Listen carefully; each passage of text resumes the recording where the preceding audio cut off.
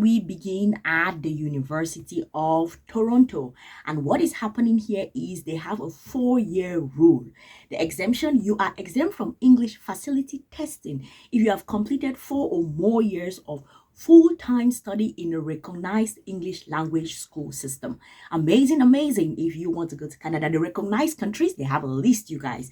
They have Nigeria, Ghana, Kenya, Singapore, Uganda, Zimbabwe, and others. What you have to do is apply to the university, access the Join U of T portal, submit your English language test examination request form, and then you should note a grade 12 English course is required for admission. At the end of the day, what they're just trying to say is that you have to prove that you have actually done studies in English. And if you can prove it, then they have steps that you have to follow in order to apply for that to be waived for you. Okay, it is going to be waived for you. Let us go to the next university in Canada, and we are looking at the University of Waterloo. Right, you guys, I'm just going to take a minute here to tell you all about my database. My database has everything you need in order to succeed in your goals of studying abroad. If you want to really succeed, what you should do is get up every morning, sign up to this database, look through the scholarships, graduate assistantships, low tuition fee university, no application fee university, and then start your process of preparing to apply for whatever thing that you choose to apply for. If it is a scholarship, go through the process, go through the CV samples and use it as a guide to write yours. Go through the SOP samples, use it as a guide to write yours. Go through the research proposal samples and use all of them as a guide to write yours. If you're able to lock in 1 hour or 2 hours every day, by the end of this year, you are going to get that study abroad that you want. You are going to get that scholarship that you want. So go ahead and sign up. So they have this WHED database advantage. And I think, let me read about it. The 3-year rule, you must have completed, for you to qualify, you must have completed 3 years of post-secondary education in an exempt country. So apparently there's a long list of this, but they've given us just a few here. So do well to check if your country is on this list. We have Nigeria, Ghana, Kenya, Singapore, UK. And then what is this WHED rule? Completed a degree at a university listed as English only in the International Association of Universities World Higher Education Database. It's the WHED World Higher Education Database. And then the constraint here is it expires 2 years after graduation. This is something that really irks me about this English language things and whatever. So what is the thing? They expect that you went through and did higher education. Let's say you did your bachelor's in English. Did you just all of a sudden forget English if it is 2 years later, like English just evaporated from your head?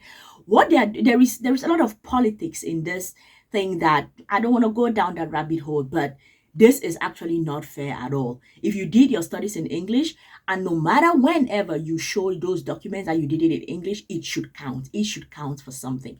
Anyhow, work experience. So what the University of Waterloo does is that you've been employed for 3+ years in a position where English was the language of business in an exempt country, then you can actually apply to the university without requiring IELTS. I actually had no idea about it. I was reading about it. I'm like, oh my goodness, that is amazing. Even just that idea of working in an environment in English, like, okay, with a university, you have the medium of instruction. You have that certificate to show my medium of instruction was English, right? In a workplace, what are you supposed to do? This is an English speaking company. Who writes that document? Because the university is the administration that writes it, right? Anyhow, I have so many questions about this because I've never seen it being done. Have you all ever seen it done? If you have, let me know in the comment section. Like, what do you all think about this? I am not very clear about what this is. All right, let's go to McGill University, mother tongue and residence. No proof, no IELTS is required if you have lived and attended university or been employed for at least 4 consecutive years in a country where English is acknowledged as the primary language. Okay, that is good. So even if you live in a country where English is the main language, but you do not speak it, you can still show that in order to prove that I don't have to submit IELTS. you're going to be caught. Don't do it. Don't do it. Don't listen to my advice. You hold a degree from a recognized institution where English is a language of instruction. Okay, that is the medium of instruction certificates that is issued by the university, right? I have it. Many people have it. Recognized countries here, McGill explicitly lists Singapore, Kenya, Nigeria, Zambia, Zimbabwe, and others. So in case your country is not on this list, go to the website of the University of McGill to find out if and others is including your university. Okay, what you should do is you send documentation directly to the department and you ask for a waiver requirement. I think that is a pretty decent way of going about it. Okay, let us move on to the next one. We have the University of British Columbia, UBC. Here they are flexible through 9 ways. That's a lot of ways. Oh my goodness. So they have the selected pathways, option 1 and 2, 4 consecutive years of full-time education in English in a country where English is the principal language. If you do that, you don't have to submit, you're out. Option 6, complete 6 credits of transferable post-secondary first-year English language studies at a recognized university.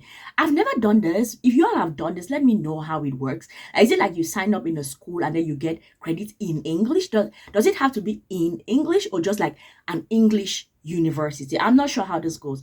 Option 7, graduate from a recognized degree program where English is a primary language of instruction. That makes more sense to me because I went to an Anglo-Saxon university. I did all of my studies in the English language. So if someone is asking me for documents to show that I studied in English, the idea is you want to know if can I write essays, can I do presentations, can I do higher level academic stuff in English, right? That makes more sense to me. So the waiver request, what you're going to do is if you do not fit a category but you are proficient, you have to submit a request by February 15th.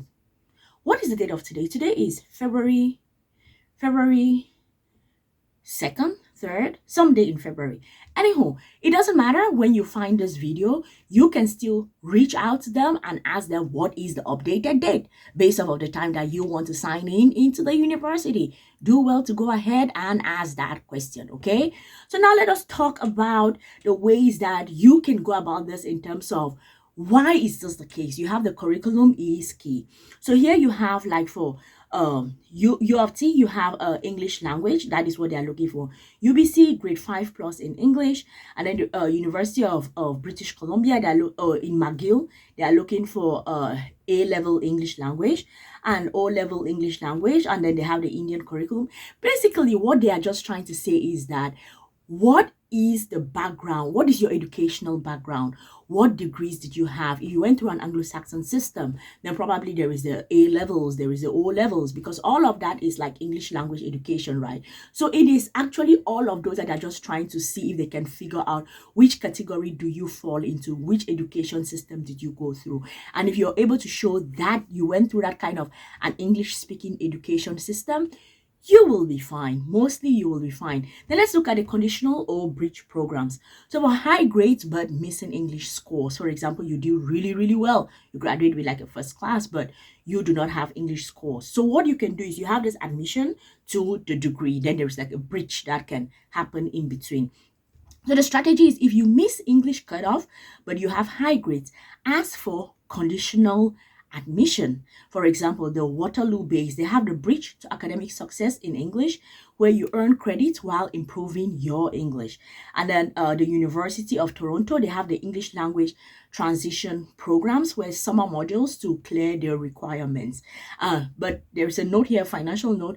These programs usually require tuition. However, scholarships like the SEED2 scholarships covers living expenses, potentially freeing up personal funds for you to spend for the bridge program. What they are practically just trying to say here is that this costs money and you have to pay for it. So you have to figure out what are the other ways that you can use in order to pay for this, okay? So yes, there are these ways that they are waiving it, but there are other cheaper alternatives that you can submit and you are good to go. For example, you have the faster, cheaper alternatives to IELTS.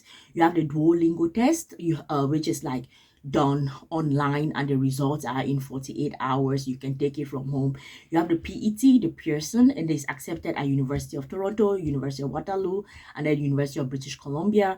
And then you have the Canadian Academic English Language which is like if you score 70 plus, this is required and is designed specifically for Canadian academic context. So if you're someone who is looking to study in Canada and you're trying to figure out, all right, which are the universities that do not accept IELTS, or who do not mind you not having IELTS, these are the list. But also at the same time, the other ways that you can walk around this. Okay, so what are the things that you should do? How to request a waiver? Okay, so you have to actually apply early. It is very, very important that you apply early and then you secure the letter and get an official letter from your registrar or principal. It must state, that sentence must be there, English was the sole medium of instructions for all subjects. That is, I think in my university where I went to, they actually have like an office where you go to and you apply for that document, and everyone who applies for the document goes through the whole process, similar process, and everyone gets it like equally. So the first thing that you should do is, number one, check through your university, check what are the waiver programs that are available, check through what do you have to do on your end in order to get those documents, follow the steps, and you can apply for the IELTS waivers.